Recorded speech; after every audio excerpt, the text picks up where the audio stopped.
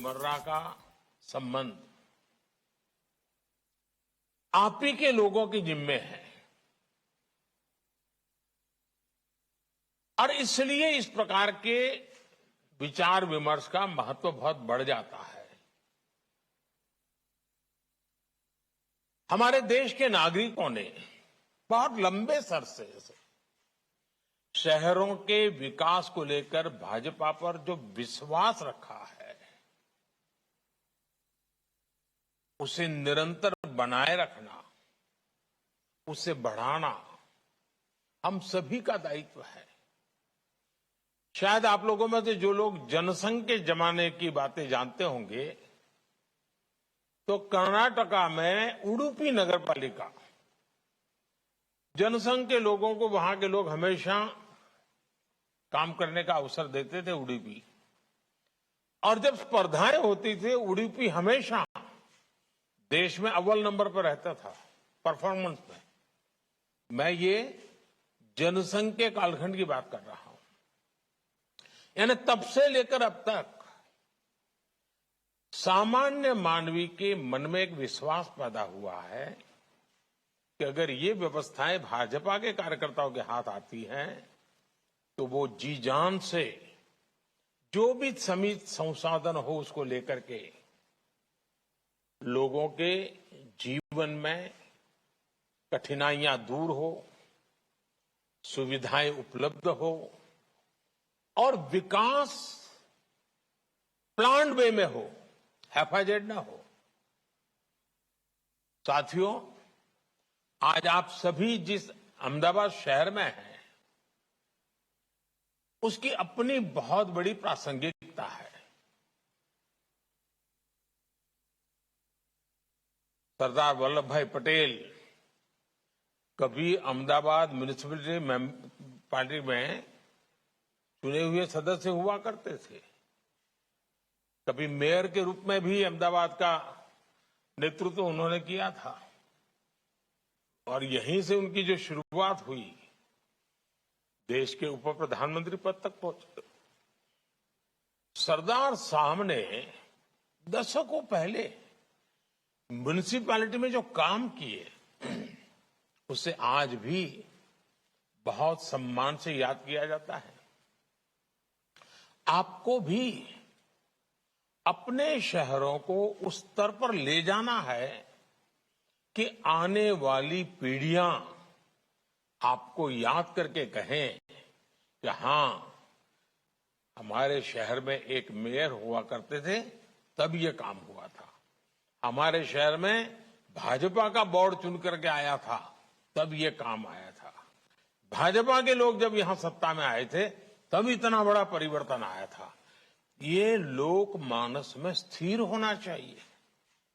साथियों, सबका साथ, सबका विकास, सबका विश्वास और सबसे महत्वपूर्ण बात है सबका प्रयास।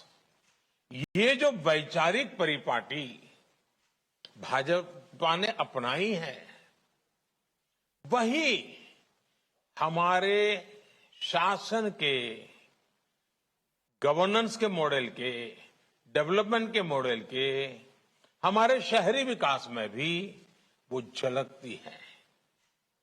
यही हमारे गवर्नेंस मॉडल को दूसरों से अलग करता है। जब विकास मानव केंद्रित होता है,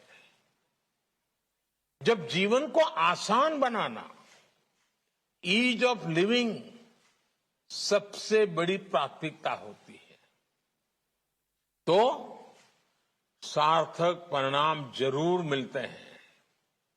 आप सभी इस समय गुजरात में हैं, मैंने भी वहां कई वर्षों तक वहां की जनता की सेवा करने का मुझे मौका मिला, वहां पर मुझे एमएलए बनने का मौका मिला, बाद में लोगों ने मुझे मुख्यमंत्री का भी काम दिया। और जब मेरा लंबा कालखंड गुजरात में गया है और आप सब आज गुजरात में हैं तो मैं स्वाभाविक कुछ बातें जो उदाहरण दूंगा उसमें थोड़ी गुजरात की चर्चा रहेगी। अब जैसे अर्बन ट्रांसपोर्ट की बात करें तो गुजरात ही था जिसने बीआरटी जैसा प्रयोग सबसे पहले प्रारंभ किया था, आज देश के शहरों में ऐप बेस्ड कैब्स, यानी आप ऐप के द्वारा टैक्सी मंगवाते हैं, तुरंत मिल जाती है। ये बात आज हिंदुस्तान के में कॉमन हो गई है, लेकिन गुजरात में बहुत साल पहले इनोवेटिव रिक्शा सर्विस जी ऑटोज की शुरुआत हुई थी। और इनोवेशन किसी और ने नहीं, बल्कि हमारे ऑटो ड्राइवर्स की टीम ने ही किया था। आज रीजनल रैपिड ट्रांसपोर्ट सिस्टम और मल्टी मॉडल कनेक्टिविटी की इतनी चर्चा होती है, लेकिन गुजरात में बरसों पहले मल्टी मॉडल कनेक्टिविटी पर काम हो रहा है। ये सारे उदाहरण मैं आपको इसलिए भी दे रहा हूं क्योंकि इसमें हमें ये भी संदेश मिलता है कि हमें बहुत आगे की सोचकर काम करना होगा। मुझे पता है कि आप में से कई मेयर्स इस दिशा में बहुत अच्छा काम कर रहे हैं, और जब ये सम्मेलन हो रहा है तो हमें एक दूसरे से बहुत कुछ सीखना है। साथ बैठेंगे, साथ बातें करेंगे, बहुत चीजें जानने को मिलेगी, हर एक के नए नए प्रयोगों का पता चलेगा। साथियों, आजादी के अमृत काल में आज भारत अपने अर्बन इंफ्रास्ट्रक्चर पर अभूतपूर्व निवेश कर रहा है। 2014 तक हमारे देश में मेट्रो नेटवर्क 250 किलोमीटर से भी कम था।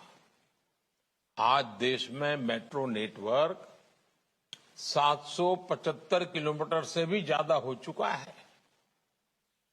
1000 किलोमीटर के नए मेट्रो रूट पर आज काम चल रहा है।